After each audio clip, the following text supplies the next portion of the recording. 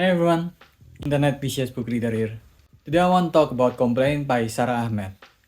The book opens up with to be heard as complaining is not to be heard. To hear someone as complaining is an effective way of dismissing someone. You do not have to listen to the content of what she is saying if she is just complaining or always complaining.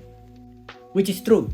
The mainstream industry, self-help that has established billions of dollars, have released titles that encourage people to vilify complaints. In a world where there's Peter Pan syndrome and weaponized incompetence, where there are actually people who refuse to do the work but still voice their opinion on social media, it is easy to hear a complaint and see it as something that is purely negative and then leave it at that. In a way, we are so conditioned to dismiss every complaint and brush it off as a waste of time and waste of energy. It doesn't help that sometimes people project the reason why they or someone they know made a complaint into the reason why others made a complaint. So at times we dismiss complaints even more and often to the point of it having a negative impact on us, because listening itself can be tiresome. Going through complaint can heighten your sense of responsibility as it can heighten your sense of fragility. You are aware of how hard it can be, also how important it can be to share such shattering experiences. But there are in fact complaints that needs to be heard. These complaints are what the author seeks to dig deeper in the book, complaint and its relationship with understanding power. Power is not simply what complaints are about. Power shapes what happens when you complain. Complaint offers a way of attending to inequalities and power relationships from the point of view of those who try to challenge them. A complaint is a way of fighting back against harassment, against injustice. In this book, there is some trigger warning for the book, especially once it gets to institutional level. To hear complaints, you have to dismantle the barriers that stop us from hearing complaints. And by barriers, I am referring to institutional barriers, the walls, the doors that render so much of what is said, what is done, invisible and inaudible. If you have to dismantle barriers to hear complaints, hearing complaints can make you more aware of those barriers. In other words, hearing complaints can also be how you learn how complaints are not heard. In some institutions or companies, lodging a complaint are made to be much harder. Some of it almost completely follow Catch-22, where your complaint will just go through an infinite cycle to keep the status quo. So no change can be made and the only thing you can do is leave your position like the author did with her job in the university. The book called out the non-performativity of this institution, a gap between what the policy should have done and what actually happened. Starting from chapter 1, the book will explore these differences between what is officially written and what unofficially happens. The first way to dismiss complaint is through strategic inefficiency. They make places to submit the complaint so obscure and so hard to use. So instead of these clear steps, institutions make it feel like it's non-existent without it being actually non-existent, so the institution can still point at it when people ask. YouTube is historically famous for being so difficult to communicate to despite all the creators that support them that kept on having the same familiar issues over and over again. It is infamous for having to go through social media and making a lot of noise for YouTube to actually notice. Sometimes it is the only way for complaint to be resolved, and even that only happens when the noise becomes loud enough and made by someone that is famous enough. And YouTube is not the only one at fault at this.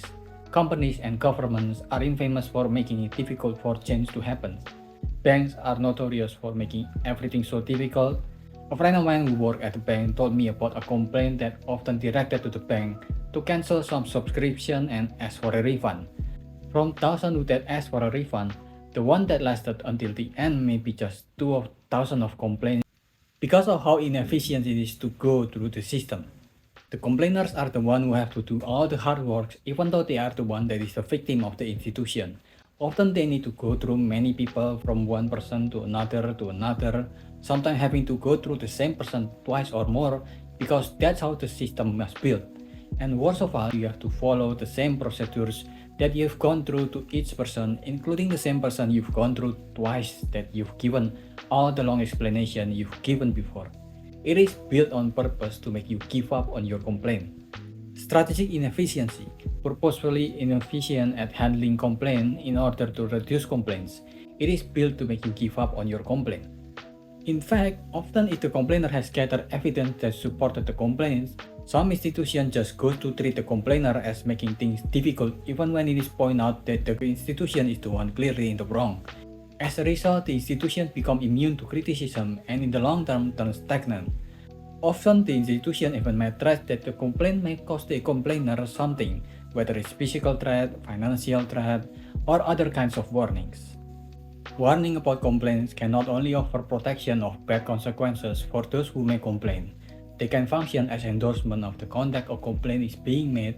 To challenge institutional fatalism could be thought of as a useful tool for those who wish to assert their power within institutions. It is how certain kinds of behavior are deemed natural and inevitable, as being the nature of the game. A complainer becomes by fault and default the one who does not know the rules of the game. And in this institution, usually there's the official policies that are for everyone under certain position, then there are the unofficial policies, the shadow policies that is only for certain people in a clique inside the institution. Policies that are made behind closed doors that not just everyone can benefit from. And having complaints are often the key to see these policies that used to be unknown until they become some sort of public knowledge. Complaints shine a light on these secret policies. The position, it is for others. Policies are for others. Those who challenge how power works come to know how power works. You know that policies are non-performative when you try to use policies as evidence of what is not being done. Knowledge of the emptiness of policy is an intimacy with the workings of power. The book also talks a lot about the non-performative aspect of a response to complaint. Statement that don't do, only state.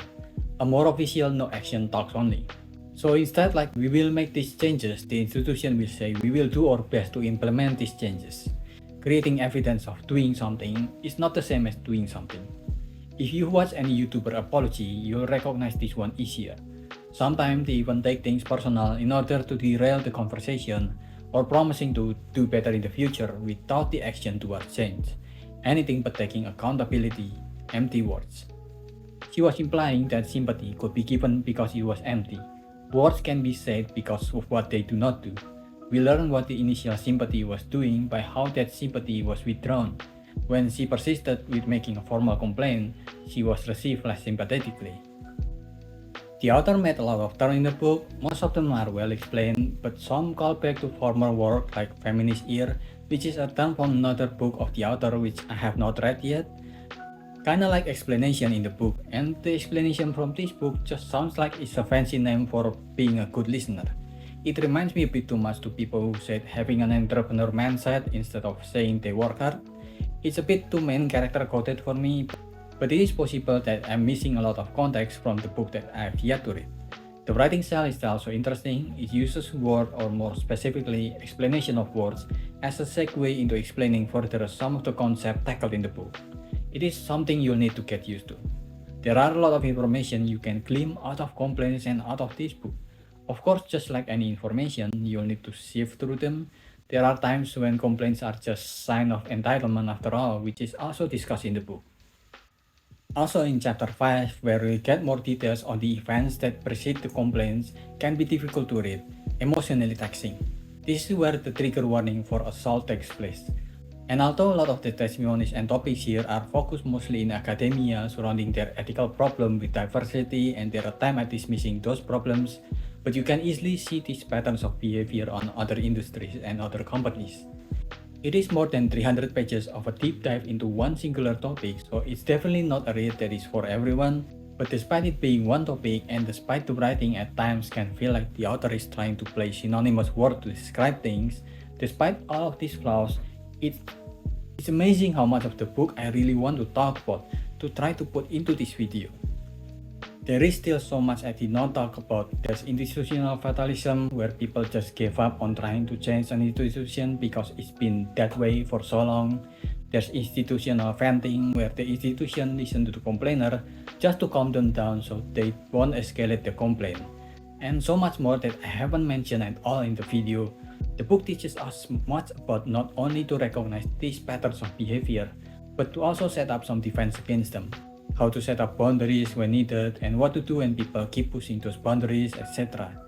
I cannot emphasize enough how there are so much to learn from this book, despite some of its apparent flaws that I mentioned. Unlike most self-help books where usually there's barely anything to learn even after a couple hundred pages, this book, despite hyper-focusing on complaint and stuck to analyzing every detail of it, it had so much to offer.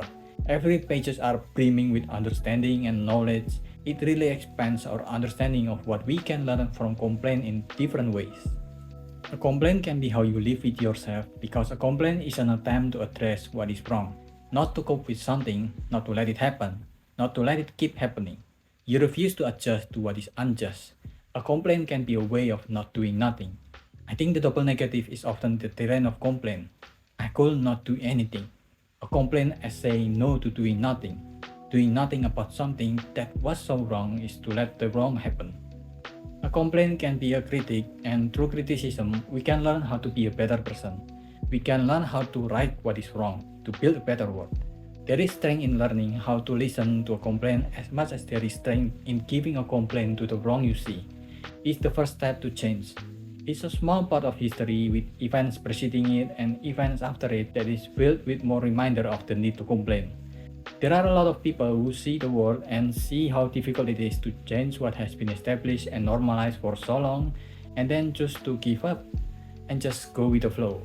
And then there are people like the author that see the difficulty in making the world a better place and did not give up, but instead make some move to start the spark that will become change. I give this a 4.25. What do you think? Are you gonna read it? Did I miss anything? Leave your thoughts in the comment below and subscribe to the channel. That's about it.